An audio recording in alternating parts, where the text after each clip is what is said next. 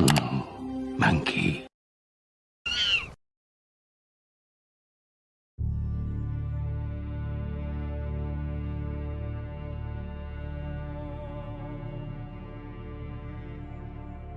Codename Monkey back with another Path of Exile video. Today's topic is all about Blight and what you can expect when exploring this unique piece of content within the game. As always, links in the description for the Atlas skill tree, path of building, and other helpful information. Blight is a tower defense that was originally released into the game in patch 3.8. Whether you've done Blight before or not, it can seem a bit much when you first start out. So, let's clear a few things up as we travel together into the darkness, Exiles.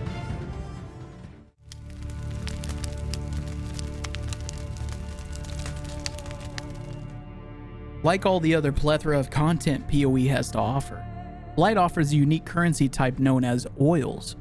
Oils are used for crafting jewelry enchantments to help with things like drop rate, variety of items, giving buffs to towers in your maps, debuffing the enemy's mobs with abilities like slows, decreasing the overall time it takes for a Blight map to be completed, default time frame by the way is set at 5 minutes, and increases monster pack size, just to name a few.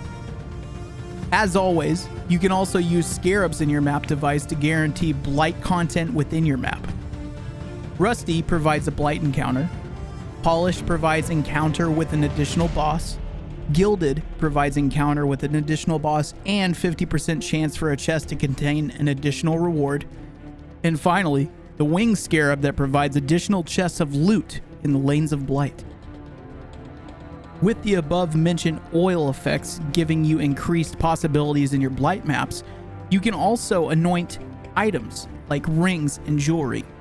In rings, you can have different setups, including additional tower damage, additional tower slowing, additional rarity of item drops, and so much more. For anyone curious of the different combination types in jewelry, I will post a link down in the description with the wiki.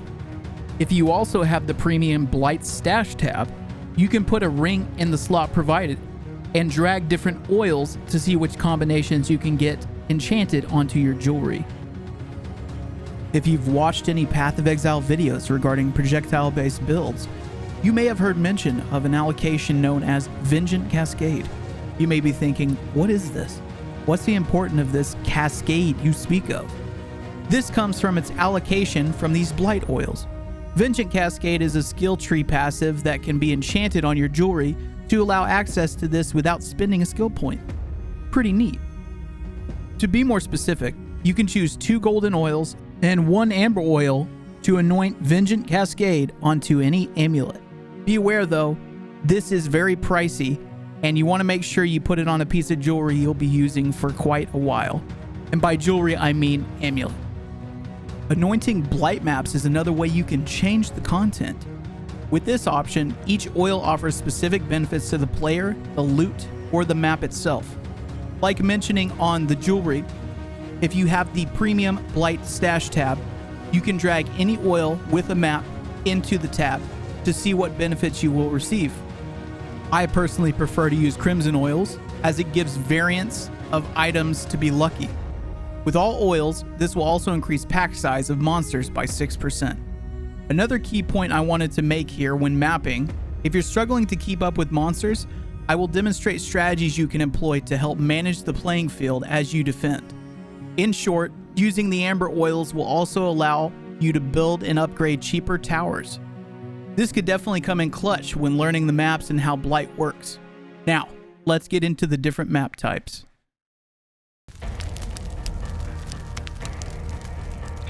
Generally speaking, I've said in my previous videos to focus on maps such as Cemetery, Strand, and Beach for different content I've displayed.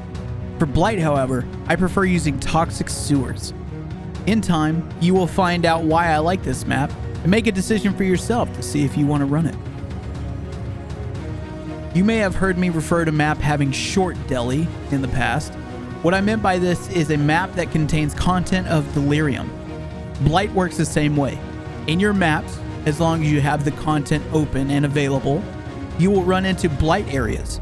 Starting short Blight is a good way of getting a handle on the different strategies you can use to complete certain areas. Since every map is different, it will give you knowledge on where to place your portals in case you die, where to set up towers, and what to upgrade on the towers. In each of these examples, we will use similar strategies for successful completion. There is no map anointments available, as this is just an extension of content in the base map. We will get into anointing in regular and ravage style Blight maps. The main towers we'll be using for the strategy are the Chilling Tower, the Seismic Tower, and the Fireball Tower. Tower mechanics. Chilling Tower is essentially a monster slow. As you upgrade this tower, the slow will become more efficient. Please note, we do not want to upgrade this tower past rank 3. The next one is the Seismic Tower. This essentially is a monster stun. As you upgrade this tower, the stun will repeat more times. The base amount of times is 3, rank 2 is 5, rank 3 is 7.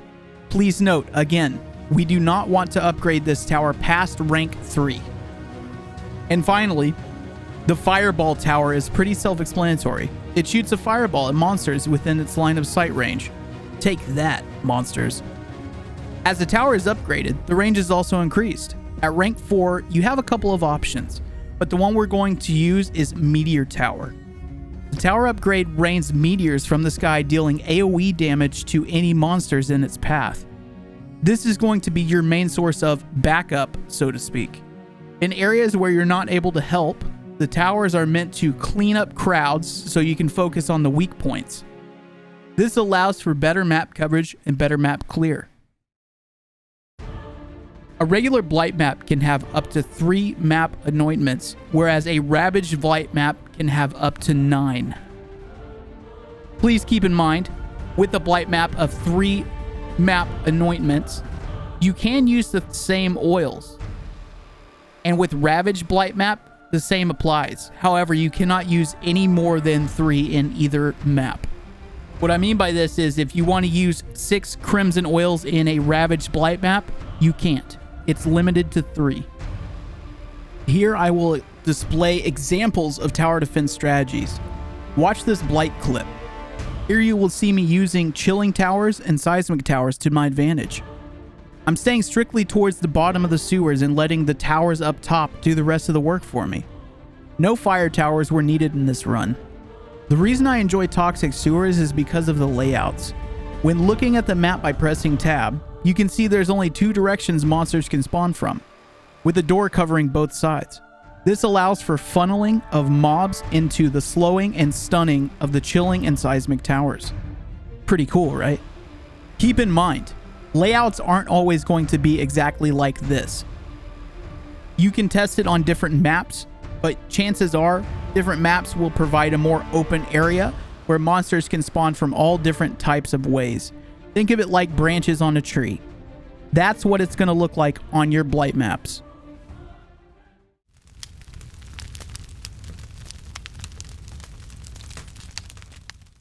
One final piece of advice that I wanted to give you guys is if you fail Blight maps, don't get discouraged. It does take a little bit of time to learn, and there is a learning curve involved. But once you have it down, you'll be a master. It's also a good idea to pair Blight with Heist, especially with the Atlas skill tree provided in the description. There will be future videos exploring Heist and going over the contracts and information with that. I wanted to take a second to thank each and every one of you that have watched my videos up to this point.